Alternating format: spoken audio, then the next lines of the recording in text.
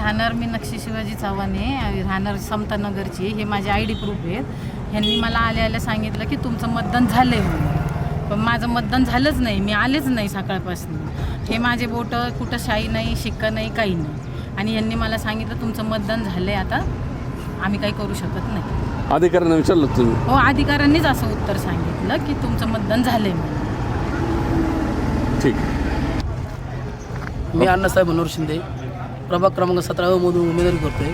आणि जे आज मतदानची प्रक्रिया चालू आहे, त्या मतदानाची प्रक्रियेत लोंढेमाळा सोनेवाडी या ठिकाणी बोगस मतदान भरपूर प्रमाणात चालू आहे. कारण की मतदार जे आले अजून नाही तरी मतदान झालेलं आहे त्यांचं.